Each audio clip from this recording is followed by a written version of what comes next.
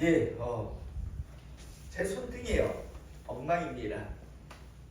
손등이 온 상처로 가득한 이유는요. 장미가시에 찔려서입니다. 어제 장로님과 함께 신천에 참석을 했다가 돌아와서 얼마 전에 우리 남존대들이 수고한 그런 장미 이렇게 넝쿨을 묶어주는 그런 것을 이렇게 바라보고 있다 보니까요. 어제 새로운 사실을 하나 알았어요. 장미가요. 죽어가는 그런 모습을 보니까 일반적으로 밑에서 밑둥부터 썩어서 이렇게 죽는 게 아니고요. 장미가 죽는 모습을 보니까요. 장미 끝에서부터 죽어가요. 그래서부터 말라서 서서히 갈색으로 이제 바뀌어서 계속해서 밑으로 더 큰 그런 어떤 가지를 향해서 다가오는 것을 보았습니다. 그래서 야 이거 이대로 두면 안 되겠다 싶어서 그래서 한 2시간 정도 내어 달려서요. 전지 가위로 이제 죽은 나무 가지를 잘라준다라고 하다 보니까 할 때는 몰랐어요. 하고 나서 내려와 버리고 온 손등이 피더라고요. 그래가지고 어제 또 사모님한테 한 소리 들었는데요. 저는 오늘 이 시간 여러분들에게 이 말씀을 드리는 이유는요. 장미가 끝에서부터 죽어 들어올 때 그걸 잘라주면요. 더 이상 죽지 않더라고요. 근데 그걸 잘라주지 아니하니까 계속 타고 들어와요. 그래가지고 심지어 맨 밑둥까지 죽은 장미도 어디 있는 걸 보았습니다. 그래서 그 장미가지는 밑에서부터 완전히 잘라주었고요. 자세히 들여다보니까 끝에서부터 들어오는 것들이 제법 많더라고요. 그래서 그것들을 다 잘라주었는데 저는 우리 성도들의 신앙의 여정도 마찬가지라고 생각합니다. 저는 여러분들이 신앙생활하다 보면 여러 가지 공격과 시험과 유혹 때문에 끝이 죽을 수 있습니다. 이때 재빠르게 깨달으셔서 그 죽기 시작하는 그 부분들을 끊어내시고 잘라내시는 하나님의 사람 되시기를 이 시간 축복합니다. 끊어내면 살 수 있습니다. 잘라내면 나머지는 다시 아름다운 꽃을 피울 수 있습니다. 그런데 괜찮겠지라고 그대로 두면 그 죽은 부분들이 점점 밑둥을 향해서 내려와서 나중에는 종국에는 완전히 그 가지 하나는 그 나무는 완전히 쓸모없는 그래서 빼내버려야 하는 그런 가지가 될 수 있다는 것 꼭 기억하시고 오늘 이 시간 예배 드리면서 성령의 감동하신 말에서 내가 지금 이 부분을 빨리 끊어내야 되겠다 잘라내야 되겠다라는 그런 하나님의 그런 감동하심이 있으면 과감하게 결단하고 그 부분을 끊어내시고 잘라내시기를 이 시간 축복합니다. 괜찮겠지라고 생각하면 생각할수록 시간을 끌면 끌수록 점점 중심을 향해서 그 썩음이요 다가온다라는 것을 꼭 기억하시고 이 예배를 통해서 결단하시고 정말 하나님의 축복을 받기를 원한다면 정말 죽어서 지옥이 아니라 천국을 가기를 원한다면 결단하시고 끊어내시는 그래서 사시는 우리 모두가 되기를 저도 살아나고 우리 성도님들도 사는 그런 은혜 그런 축복이 있기를 이 시간 주님의 이름으로 축복합니다. 만약 우리 성도님들 중에서요 회사를 설립하시고 직원을 채용하게 된다면 아무나 직원으로 채용하지는 분명 않을 겁니다. 분명 나름 직원 채용에 분명한 기준을 가지고 검증을 통해서요. 본인이 설립한 회사에 가장 알맞다라고 생각되는 그런 사람을 직원으로 분명 채용을 하실 겁니다. 왜냐하면 누구든 새로운 회사를 설립함에 있어서요. 장난삼아 요번에 심심한데 회사를 한번 설립해 볼까? 이번에 심심한데 회사를 한번 만들어 볼까? 이런 마음을 가지고 회사를 설립하는 사람들은 분명 없을 겁니다. 대부분의 사람들은 자신의 모든 것을 걸고요, 회사를 설립하기 때문에, 그래서 직원 채용이 있어서도 아주 신중에 신중을 기울일 겁니다.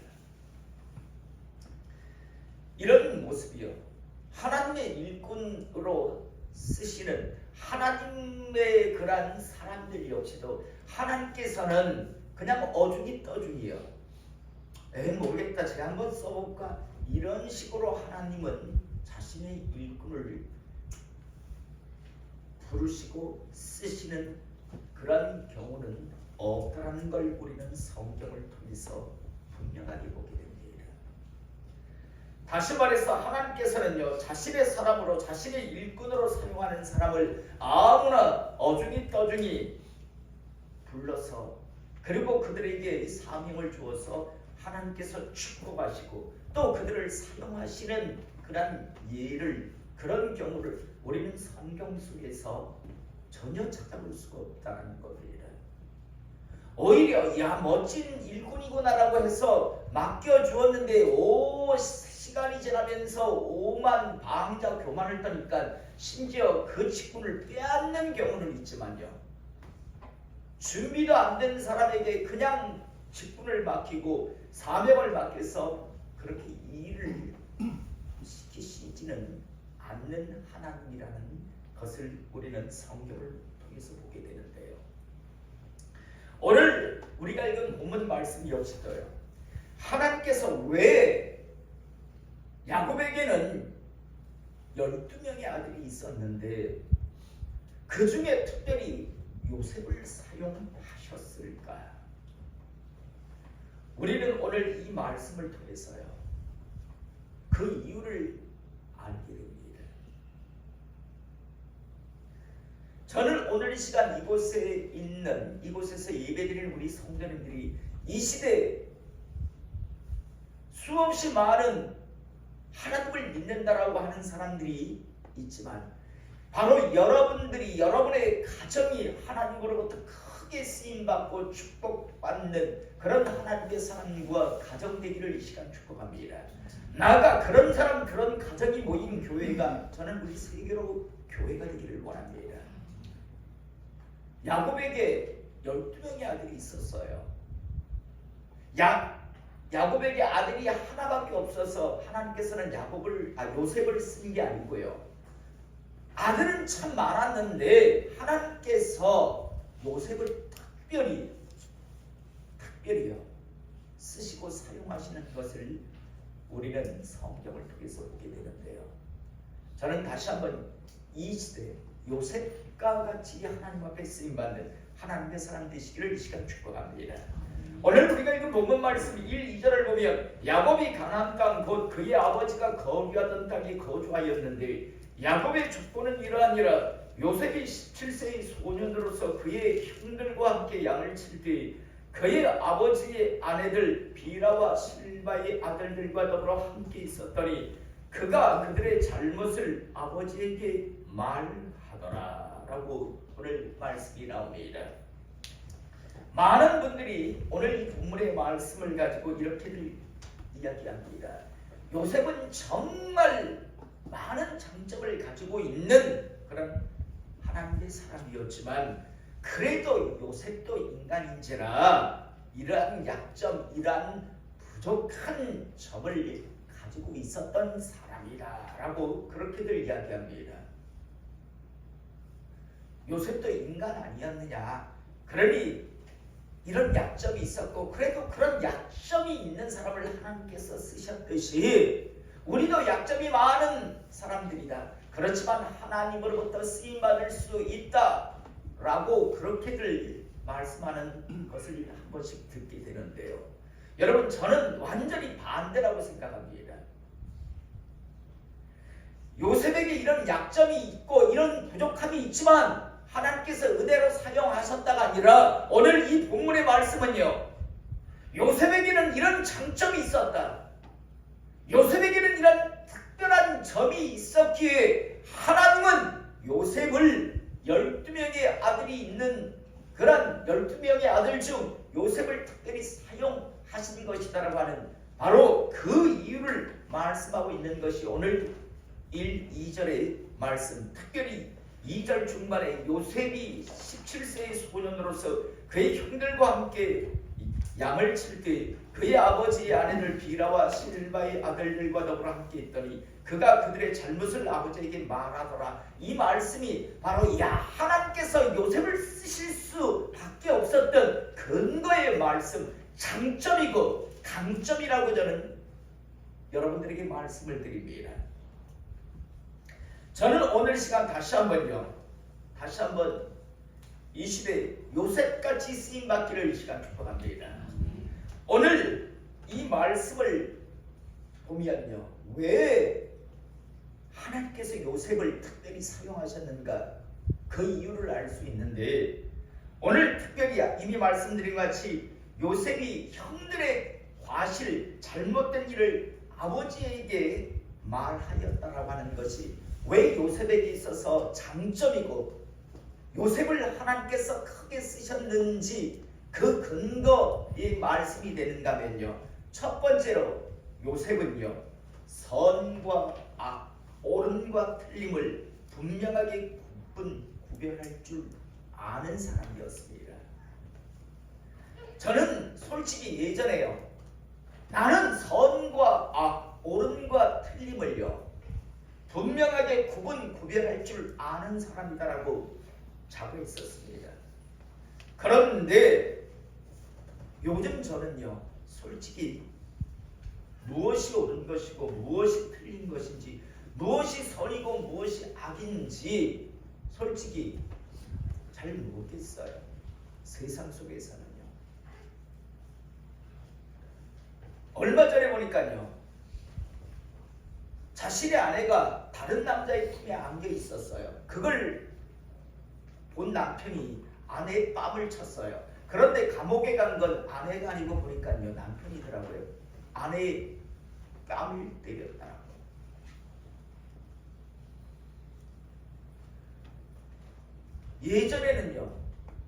예전에는 남편이 있고 아내가 있는 사람이 다른 남자, 다른 여자와 사귐을 가지면 그건 분명 죄라고 했는데, 요즘은 그게 죄가 아니다라고 이야기하는 것을 우리가 끊임없이 보게 됩니다.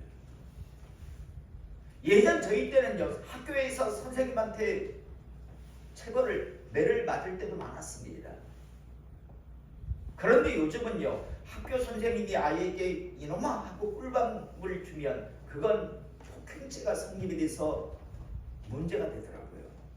그런데 학생이 선생님을 보고 가래침을 팍 하고 뱉어도 전혀 죄가 안 됩니다. 좀 뭐가 옳고 뭐가 틀린지를 이제는 막 헷갈려요. 지난주에는 동성 커플, 남자와 남자가 지들끼리 부부라고 이야기하는 동성 커플이 있는데 법원에서 이번에 판결을요, 그들에게 의료보험 혜택을 줘라.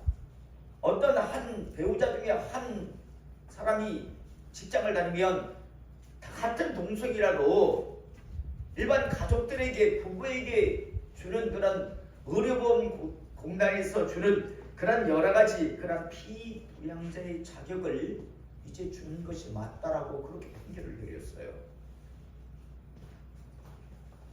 다시 말해서 이제는 우리나라도 남자가 결혼하는 거 그 인정해줘요. 여자가 앞으로 세월이 지나면 우리 성부가요, 제 신부감이 저 이번에 결혼합니다라고 하는데 웬 산적 같은 놈을 데리고 들어와가지고요, 저 이번에 결혼합니다 라고 할 수 있어요.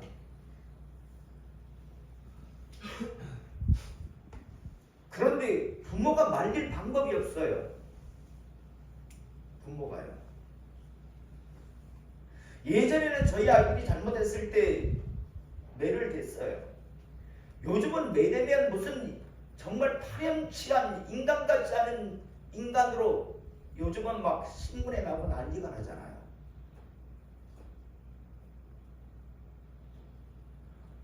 얼마 전에 또 보니까 공부 안 한다고 막 아버지가 꾸지람을 아이에게 하니까요. 아이가 경찰서에 바로 연락을 했어. 우리 아버지가 나 지금 정신적으로 지금 고통을 당한다고요.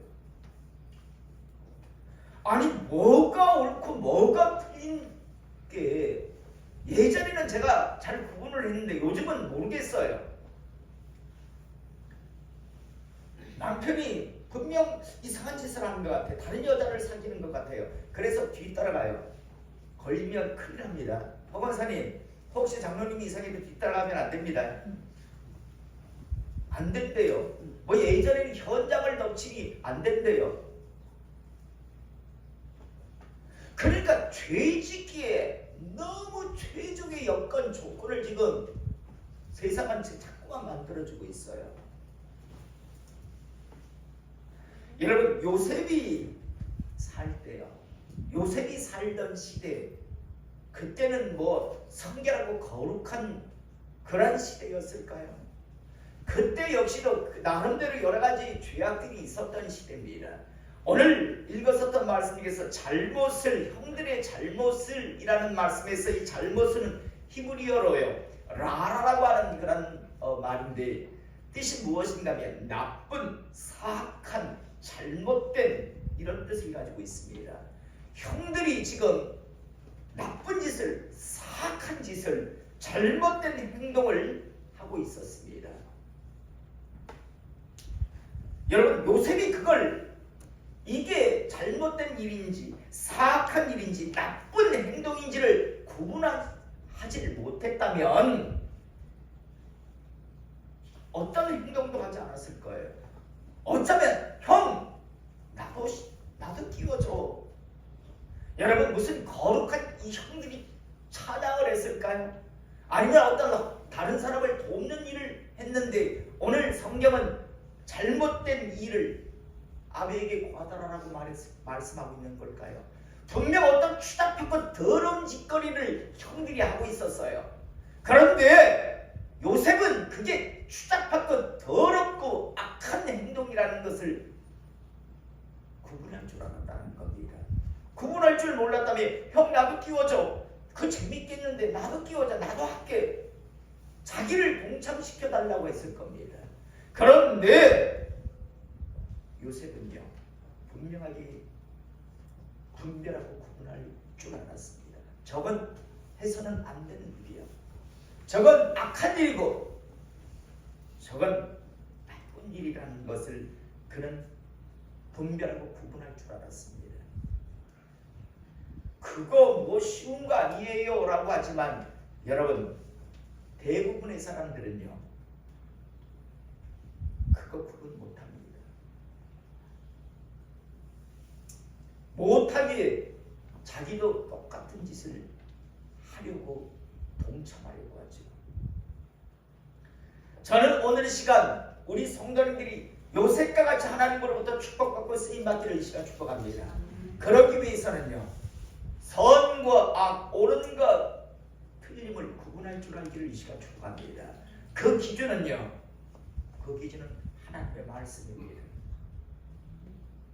선과 악, 옳은과 틀림을 구분할 줄 알기를 다시 한번 주님의 이름으로 축복합니다. 두 번째로 형들의 잘못을 아비에게 고하다라고 하는 알리다라고 하는 이 말씀 속에는요 하나님께서 두 번째 쓰실 수밖에 없는 강점이 있는데 그건 무엇인가 하면 요셉은 지혜로운 사람이었다는 겁니다. 마태복음 10장 16절에 보면 주님도 이 땅에 오셨을 때 이렇게 말씀하셨습니다. 너희는 뱀같이 지혜롭고 비둘기같이 순결하라라고요. 요셉은 분별할 줄 알고 구분할 줄 알았습니다. 이건 잘못됐고 이건 악한 행동이라는 것, 잘못된 행동이라는 걸 구분할 줄 알았습니다. 자, 그것으로 끝나는 게 아니라 요셉은 참 지혜로운 사람이었는데 왜 오늘 형들의 잘못을 아버지에게 말하는 것이 지혜로운 그런 지혜로움을 가지고 있는 사람이라고 하는 것을 알 수 있게 하는가 하면 자, 여러분 형들이 지금 잘못하는 것을 보았어요. 저래서는 안 된다는 걸 알았어요. 그런데 만약 요셉이 형님들 지금 뭐 하는 짓이에요? 지금 이래서 되겠어요? 라고 했다고 칩시다. 예를 들어 지금 정부가 가서 뭔가 지금 안 좋은 일을 막 하고 있어요. 근데 서우가 갑자기 앞에 딱 가지고 형! 지금 이래가 이게 사람 할 짓이에요? 이래서 하나님의 복을 받겠어요? 라고 하면 정부는 내가 잘못했구나 그렇게 지키지. 그지? 이건 뭐야? 어떻게 할 것 같아요? 때릴 것 같아요? 거의 99%가 그럴 겁니다. 이 새끼가 지금 어디 형한테 대부분 그럴 겁니다. 찔리는 마음도 있을 것이고 부끄러운 마음도 있을 것이고 감추고 싶은 마음도 있을 것이고 분한 마음도 있을 겁니다. 동생이 형한테 가가지고 대놓고 다이렉트로요. 형! 지금 이 뭐하는 짓이에요? 지금 이래서 되겠어요? 이건 잘못된 거예요! 라고 한다면 이 새끼 일로 와가지고 나이 차이가 어마어마하잖아요. 그리고 배가 다르잖아요.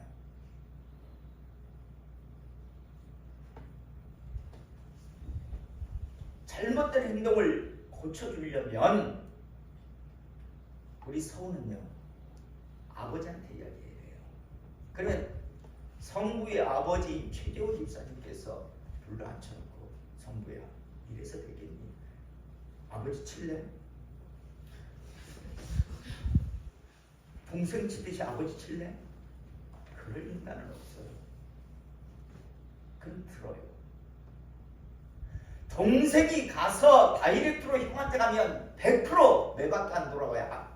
바뀔 사람이 거의 없어요. 그런데 아버지에게 알게 해서 아버지가 그를 불러서 이야기하면 들을 가능성이 참 많습니다.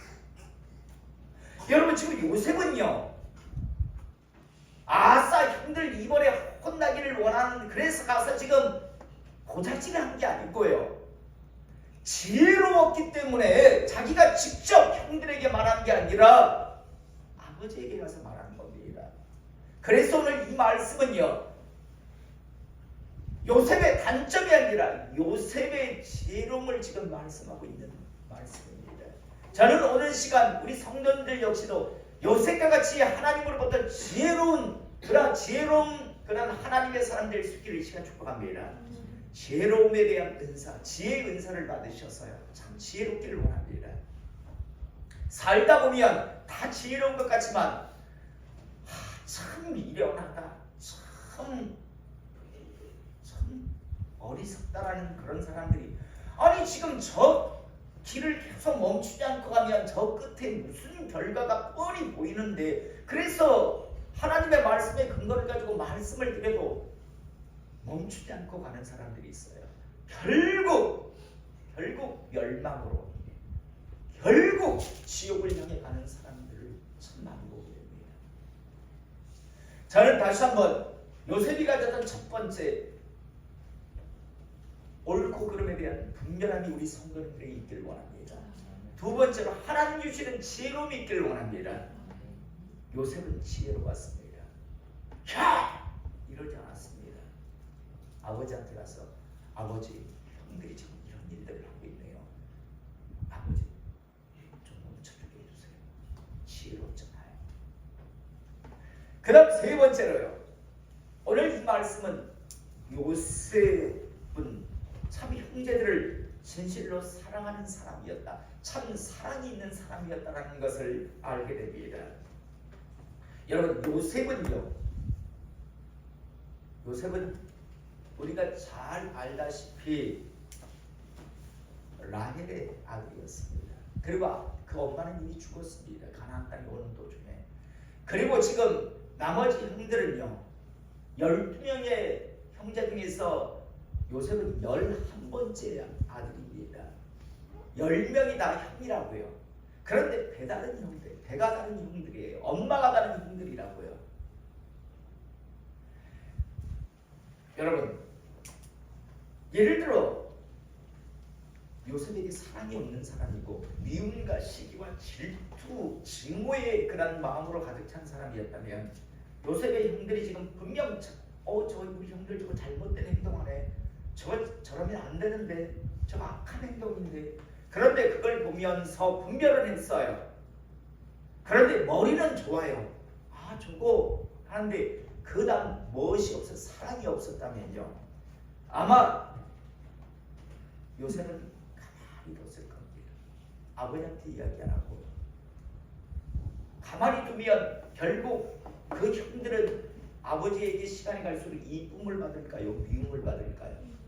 점점 미움받겠죠. 그러면 점점 그러다가도 조금 이쁨 받고 있는 자기인데 더더더더 우리 요셉 하면서 야, 저거 이건 기회야. 저 형들을 감동해야지. 그러면 형들은 점점 아버지에게 미움을 받을 것이고 저들의 인생은 점점 나락으로 떨어지겠지. 안 그랬겠습니까? 분별도 있고 지혜가 있는데 사랑이 없다면요. 그런데요, 요셉은 정말 형들을 사랑했어요. 그래서 아버지한테 가서 말해줍니다. 아버지, 형들이 지금 사랑이 없었다면 말하지 않았을 거예요. 그냥 그대로 어쩌면요, 가서 은근슬쩍 지혜까지 있으니까 점점 더 부추겼을지 몰라요. 형, 이것만 해도 재밌겠어요. 이것도 해야 재밌지 않겠어요? 그죠?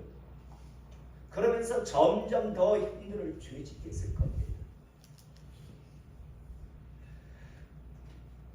저는 오늘 시간 이 요셉에 대한 이 첫 번째 이 짧은 말씀, 형들의 잘못된 일을 아버지에게 고했다라는 이 말씀은요, 요셉의 약점, 단점이 아니라 하나님께서 쓰실 수 있는 강점이었고 장점이었다고 말씀드렸습니다.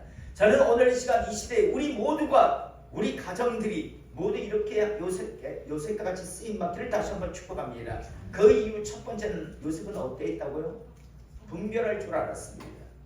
뭐가 옳고 뭐가 틀린지, 무슨 짓을 하면 하나님의 복을 받고 어떻게 하면 결국 하나님으로부터 저주받고 결국 비참한 인생이 되는지를 제대로 분별할 줄 아는 하나님의 사람 되시기를 이 시간 축복합니다. 두 번째로, 하나님 주시는 지혜가 있기를 원합니다. 미련하게 고집스럽게 그렇게 하나님께서 기회를 주고 계시는데도 불구하고 꾸역꾸역 그 멸망을 향해서 불행을 자초하며 그 길을 향해서 꾸역꾸역 가는 그런 어리석은 사람 되지 않기를 원합니다. 요셉과 같이 지혜롭기를 원합니다. 그 다음 세 번째로요, 정말 사랑할 줄 아는 하나님의 사람 될 수 있기를 이 시간 축복합니다. 여러분, 참 많이 듣고 많이 하지만 저는 정말 제일 어려운 게 사랑이라고 생각합니다. 정말 자기를 내려놓지 못하는 이상은요, 이게 안 되더라고요. 이게 안 돼요. 다시 한번 오늘 요셉이 가졌던 이 세 가지 장점, 하나님께서 먼저 애굽에 보내셔서 그래서 그곳에 총리로 세우신 후에 이제 이스라엘 야곱의 집안 사람들 70명을 그렇게 이주할 그런 선발대로 사용하실 수 있었던 건 바로요, 요셉에게는 이런 귀한 장점이 있었기 때문입니다. 아마 요셉이 아니고 그 형제 중 누구를 보냈으면요, 보디발의 아내가 가서 유혹하면 이게 웬 떡이냐고 하고, 심지어 보디발의 아내가 아는 사람이 지가 가서 으쌰 하면서 근육 보여주면서 유혹했을 것이고요. 술 맡은 가난장이 2년 동안 안 하면은 뭐 세상이 뭐 어쩌고저쩌고 하면서 온갖 증오와 원망 속에서, 감옥 속에서 이미 폐인이 되어 있었을 겁니다. 요셉은 아니었어요. 요셉은 바로 이 귀한 장점이 있었기 때문에 멋지게 쓰임받은 겁니다. 오늘 이 시간 우리 모두, 우리 성도님들의 가정 역시 이런 요셉과 같은 사람 되기를 다시 한번 주님의 이름으로 축복합니다.